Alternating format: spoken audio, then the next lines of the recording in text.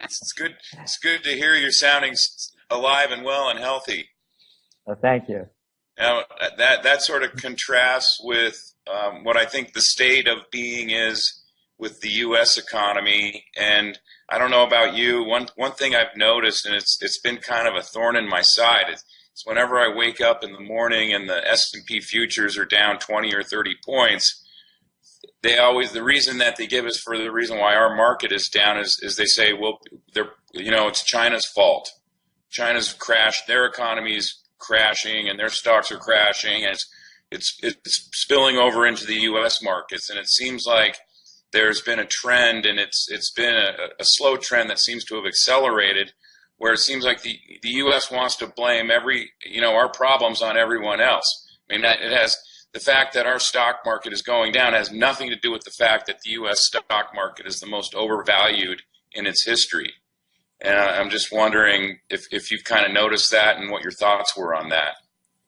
Well, you're correct in what you're saying about how they say it's China, but now they've added another one to it, and that's oil. Right. So, for example, on Tuesday. January 27th, 2016, the headline in the Wall Street Journal's money and investing section, oil stocks marching in lockstep. So now it's not China, now it's oil. So what you have are, they can't seem to add between 1 and 1, that's about as far as they go. So it's either China or oil or China and oil. And what they do to make the case is they'll put a chart to show you how, as oil prices go down, stocks follow them and vice versa. The fact of the matter is, if you lay on just about all the commodities, they're going to show the same thing. It's a commodity slump. It's not about oil and it's not about China. It's about a global economic slowdown. We've never had a recovery. The only thing that's recovered were the equity markets because of quantitative easing, zero interest rate policy. These are facts. Merger and acquisition activity in 2015 was the highest on record, and stock buybacks. You're borrowing money for nothing. You're one of the big guys. You're a member of the White Shoe Boy Club. You get your dough for free, go do your deal.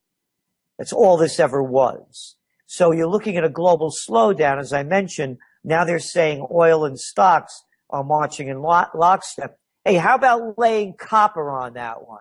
Hey, what about a little bit of zinc? You got any iron ore? Every commodity. The Bloomberg Commodity Index, as we speak, is at 1991 levels. It's a global slowdown, and the criminals, the banksters, don't want people to know what the deal is, so they make up the story. Let's blame it on China. Oh, and by the way, as we're blaming it on China, let's throw some little geopolitics in there so we really can get the people to hate China. Hey, look what they're doing with them islands out there, huh? Building them airstrips. I'll tell you what, folks. Let's do a pivot to Asia. Let's protect the shipping lanes over there in China and keep them free for democracy and our multinationals that run the country. So what they do is they throw a geopolitical element on top of the economic element to really make it stupid and make people have an impression that if it wasn't for somebody else, everything would be just okay. It's never our fault. Nope. Well, and you touched on something, Gerald, that I wanted to ask about, and that's the global economy. And it is collapsing, and some, like myself, would argue that we've been in a recession for some time, and now we're approaching a depression. And will the Federal Reserve or one of the other too big to jail banks create a scenario that forces the U.S. into a cashless society? And if that happens, what will happen with silver and gold? Well, I don't know. The cashless society is happening in some countries now as we speak, Yes. Particularly Sweden and those type of countries. And when you look at the realities out there, as I mentioned, it's just one big Ponzi scheme. And I agree with you. We've never gotten out of the recession. I mean, after all, you look at GDP growth, what was it? Since the panic of '08, around 2%. Or less. And now you're looking at, they're saying that last quarter will probably be around 1%. And then you go global with that. And all you have are things looking worse to terrible. So we don't see any recovery coming out of this at all. And to make matters worse in the whole situation is that you have this commodity slump that I'm talking about. Layer on top of that, the emerging markets collapsing. And no one's talking about that in the context of when you mentioned earlier, Dave, about blaming it on China. Oh, the emerging markets are collapsing because China is having problems. Yes, that's true. This is what we said going back 3 years ago. When the Americans and Europeans stop buying things, China stops making them. And when China stops making them, all the resource-rich nations stop exporting to them. That's what you have going on. Do you see how do you see this affecting silver and gold going forward, Gerald? Well, look at what's happened since the beginning of this year, and you've seen every commodity, as I said, virtually sink into bear territory, along with the equity markets and currencies. Currencies in the emerging markets are down some 18% just year to date. You're looking at other currencies going from the ruble to the Mexican and Colombian peso to the African rand. Remember, these are all resource-rich nations I'm mentioning. Brazil hitting record lows against the dollar. So, what about gold? If you owned rubles and you were getting 35 to a dollar, now you're getting 86. What would you rather own? Gold or rubles or real or pesos or rand? Again, then you put a layer on top of that. The only reason the dollar is staying strong is because the other currencies are so weak. Going back to the beginning of the year, the declining currencies and commodity prices and equity markets. This is a fact. It's the worst opening of a new year we had in America than in the history of the Dow. As I mentioned the bear markets in a number of emerging markets. There's a bear market in China, equity market, Japan, France, UK. So now gold. Gold is about the only thing that's gone up in the new year. Gold's up about 3.8% since the beginning of the year. When all else fails in terms of economies, gold remains the ultimate safe haven. I don't give financial advice. I'm only saying it as I see it. Why would I want to be in currencies, including the dollar, when all they're doing is printing this digital money backed by nothing and printed on nothing? When I could be in gold, which has for millennia been the ultimate safe haven. And it seems to be running out because all the mines are shutting down. The mines are shutting down, and unlike the other commodities, where they'll keep producing the commodity just to ensure that they're getting, some money because they're so deep in debt. With gold, it becomes the issue. You're really going to pull this stuff out of the ground when you're selling it for less than it's costing you to pull it out? No. So what you have in the difference is if you have countries like Russia and Saudi Arabia and Iran and others that could mine their oil relatively cheaply and still sell it. With gold, you're pulling it out, you're selling it at a loss.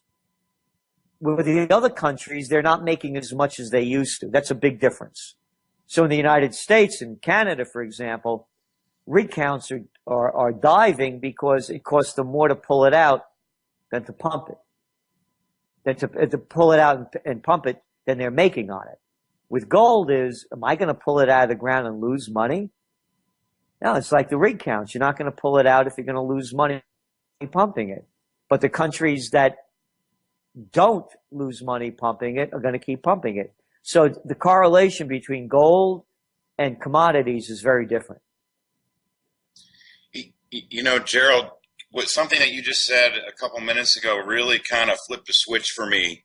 And that has to do with when you were talking about the ruble dollar exchange rate and in the context of gold. And we see how much gold Russia and China have been accumulating. I mean, no one knows how much China's ultimately accumulated over the last couple decades, but we do know that in 2015, they withdrew a record amount from the Shanghai Gold Exchange, and a report just came out yesterday that they imported a record amount from Hong Kong. I mean, both of these two countries are accumulating a phenomenal amount of physical gold. And I think a lot of us were kind of thinking it was to prepare for some sort of currency reset. But when you think about it in terms of the way you just stated it, you know, in terms of the ruble going down or crashing versus the dollar, these countries are buying this gold and accumulating it to protect themselves from the dollar, because they can't protect themselves from fiat currencies and from the U.S. unleashing its fiat currency on the world. But they can protect themselves if they accumulate gold. I think that's part of what they're doing.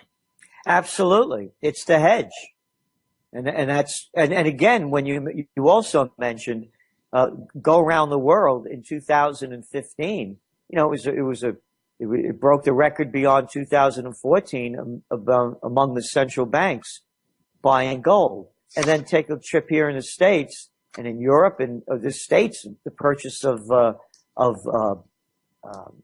bullion and coins, you know, it was up 200% in the last quarter. And in Europe, the same thing, up about 35%. China, I think it was up 70%. So the physical demand is very different than how they're speculating on the paper markets. And of course, the central banks do not want to see gold prices go up because it shows the devaluation of their worthless currencies. So on one hand, they're hedging their bets, but on the other hand, they're driving down the value of their currencies, because you just heard last week at Davos, where the richest people in the world meet, 62 of which have more money than half the world's population combined, according to Oxfam. So I'm not making that number up. You heard this guy, Ray Dalio from Bridgewater Associates, one of the richest men in the world among that 62 and biggest hedge funds around, coming out and saying that the central banks needed to do another round of quantitative easing because of the pressures on the equity markets. The very next day, we heard from one of the other attendees at the Davos meeting, Mario Draghi, saying that stimulus was on the table and they will do anything they can to any actions that they could take to save the markets, essentially. And then you saw an immediate reversal in the equity markets. You also saw oil prices shoot up on that statement 48% in 2 days. The fundamentals of the world economy didn't change. The game is rigged. Just like they rigged the LIBOR rates, the interest rates, and the Forex markets, the currency markets, traded at 5.3 trillion a day. You just saw the great rig come out of Davos last week. Was it a coincidence? Or what do you think, the people were sitting around watching Bill Gates and Warren Buffett play bridge? I would say probably not. I mean, you had the Sheikh of Arabs over there, the presidents, prime ministers, chancellors, secretaries of this and that, ministers of here and there. You think they're around, you know, just, wow, hey, don't play that card. No, they're doing the deal, man. Setting us up. Yep. Knocking out them shorts. Those market shorts. Those market shorts.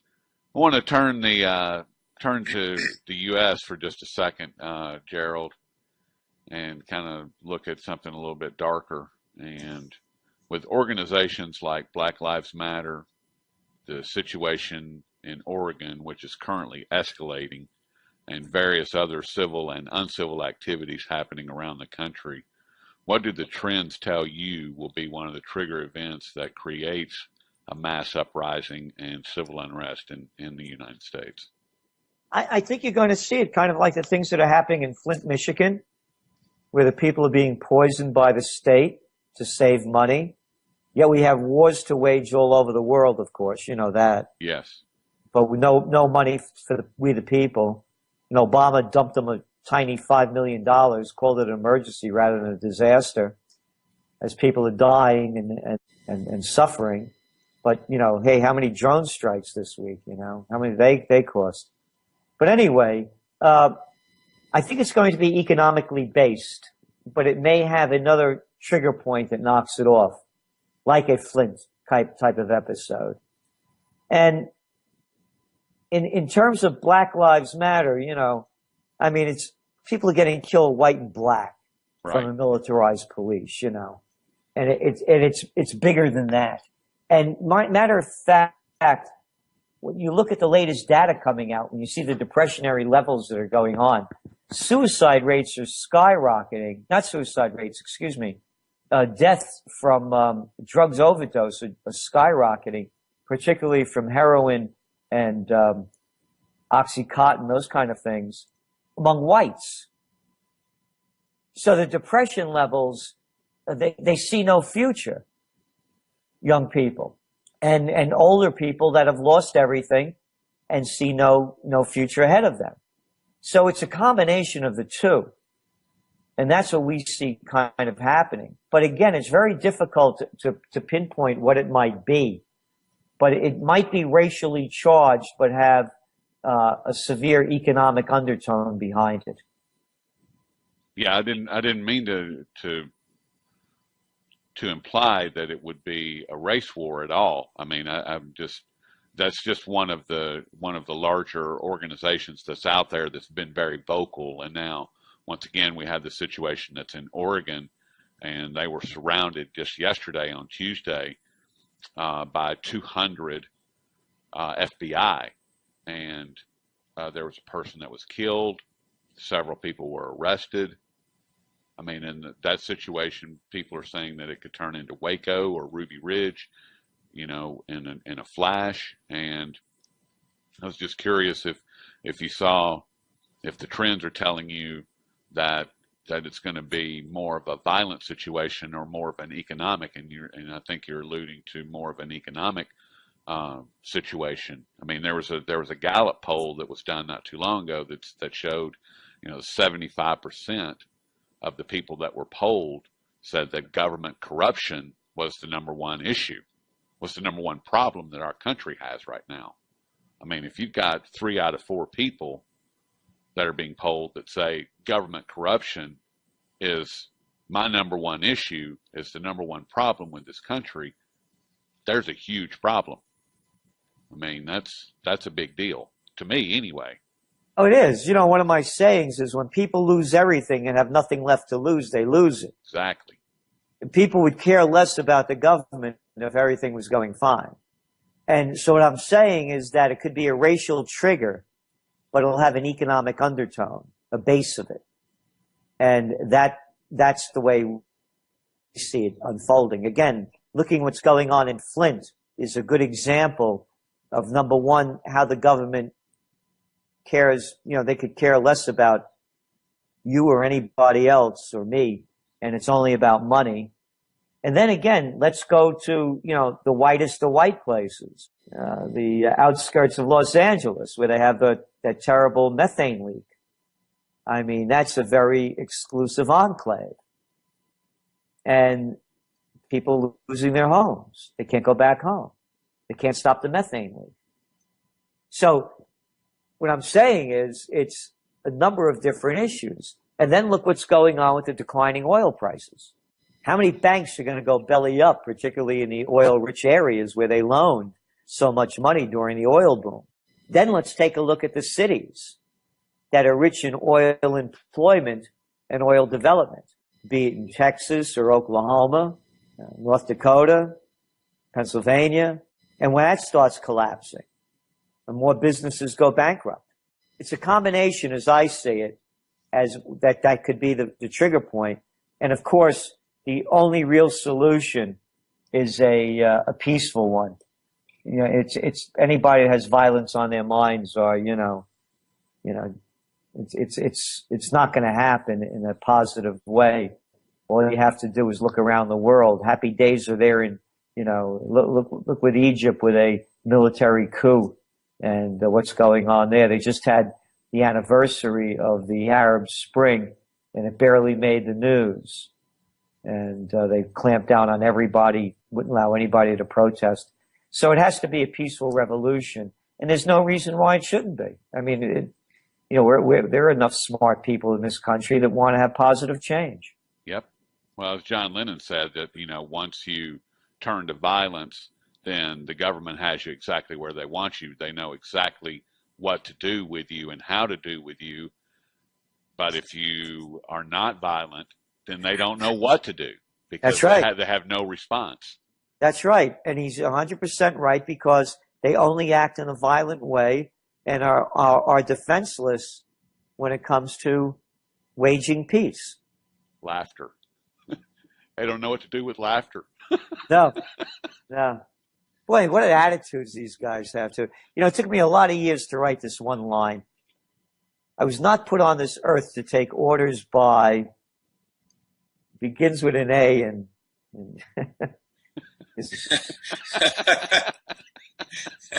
ends with hole at the end.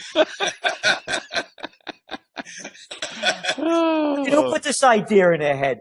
This guy, Ashton Carter, the defense secretary, a little boy, Marco Rubio, Ted Cruz, Trump, Clintons, Bushes, Obamas. Who put it in their head that they could tell me what to think and what to believe, and that I should obey them? What self-respecting human being would look up to these low-life sociopaths and megalomaniacs and psychopaths? So if people just take into account their own courage, dignity, and self-respect, we could have a whole new way, a whole new path, and a future that we deserve, rather than the ones being shoved down our throat and up what by these criminals and murderers. I guess kind of an extension of what you just were talking about, Gerald, and it's something that I've noticed for a while, quite some time, at least since 2000, probably goes back before that, but our system has been creeping towards a totalitarian governmental system, and I was on an interview yesterday where I described it now as it's kind of broken out into a jog. And that's part of what this political social correctness crap is all about, where they want to tell you what to say, what to think, and how to say it. And so I'm just wondering if your trend forecasting is looking at, do you see our government eventually becoming completely totalitarianism? And because I'm not sure anything's going to stop it. It seems to be getting worse. The only way, yes, it is. It has. The only way it's going to change is when, the people change it. As someone gave me a wonderful quote, it does not take a majority to prevail, but rather an irate, tireless minority, keen on setting brush fires of freedom in the minds of men. This guy, some guy who gave me that one a while ago. I've heard that before. Yeah. And of course, the other one is one man with courage makes a majority. Andrew Jackson. Again, what self-respecting person would take orders from these jerks? And I use the word jerks. I'd rather use another word. So it's up to us to change it. We can do it. The opportunity for new third parties never been better. And that's the only way it's going to change. And there's still plenty of time. I began my career running political campaigns in Westchester County at a graduate school, and I was the assistant to the secretary of the New York State Senate, and I designed and instructed American politics and campaign technology at St. John's University. I know a thing or two about running campaigns. There's plenty of time. In the old days, the real campaign didn't really kick off until after Labor Day. This is just a presidential reality show. It's the prelude. So there's opportunity now, if the right money came behind it and the right will of the people, and you need money, there's no question about it, to really change the course. And what Trump has done, and my campaign slogan, by the way, to tell you how I feel about Trump for 2016, is Trump or Clinton, Hitler or Hitlery.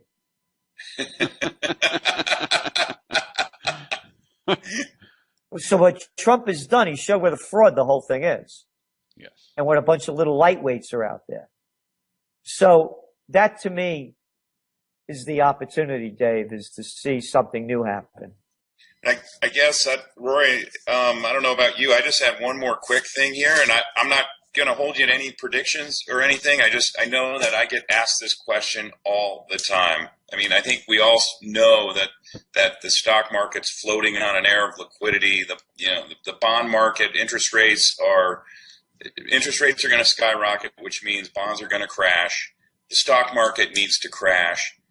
The thing of it is, they've been kicking this can down the road for a lot longer than I ever thought they would be able to. How much longer do you think they can keep kicking the can down the road before they just lose complete control out of this? And again, I mean, a lot of people that I talk to who I respect think it can't go on beyond this year. And yet, I mean, I'm not willing to go out there and make that prediction. I'm just curious what your thoughts were on that. Well, we said it would crash. And again, I've been wrong on this because they keep making, I thought it would end in 2010. Yeah. I had no idea they'd come up with quantitative easing or zero interest rate policy. And it's brand new. If you're over in Europe, it's negative interest rates, negative bond yields. This has never happened in the history of the world. Part one or part two. So how do I, but it should collapse this year. And now again, you just saw the market return. The markets return to a semblance of growth following Draghi's announcement at Davos that they're going to be doing the possibility of more quantitative easing. Oh, and by the way, the Chinese were also at that meeting, and they're hinting the same thing. So if they do that, it will give these money junkies another shot of monetary meth, and it'll keep their game going. But junkies at some point, crap out. Yeah. When is it going to happen? I don't know. But the other thing is why I'm bullish on gold is because with the next run of quantitative easing, that's when gold prices are going to take off. I believe. We can only hope. I mean, gold has to perform and do its job at some point. It has to return to being the thermometer of health for the economy. And at some point, it's going to go completely crazy because of these psychopaths, sociopaths, megalomaniacs, as you just said, Gerald, that are running the show. They're all crazy. They're completely out of their mind, and they're trying to take us with them. And gold, once again, it has got to return to doing its job. It just has to. I mean, economic Mother Nature says it will do its job at some point. Yes. Again, it's been like that for millennia. This is only a short period of time. When they've held this up, and not let gold take its natural course. Again, the commodity markets on, the paper markets and the taking for possession markets are two different worlds. Exactly. So they could keep rigging it with, short selling and on the commodity end, but they cannot do it on the other end. And at some point, it's going to fail. And as I say, for millennia, gold has been the safe haven. And with geopolitical unrest, socioeconomic unrest, why would I want to be in bitcoins, bucks, rubles, or pesos or anything else? So to me, gold is my golden years. I don't trade it. I buy it and I hold it. Exactly. And with that, Gerald, it's been a real pleasure. Appreciate all your time today. And if you would, you do such a great job of telling people how to find your work. If you would, tell them how to find your work. Trendsresearch.com, trendsresearch.com.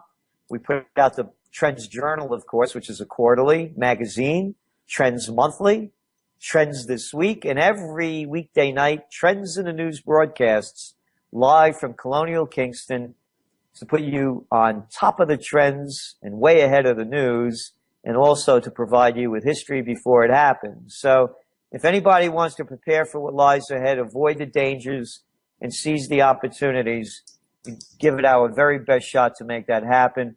And Rory and Dave, for people that are going through financial difficulties, and a lot are, we have a discount request page. So we try to make the Trends Journal available to them. It's only $99 a year, but for some people, it could be $1,000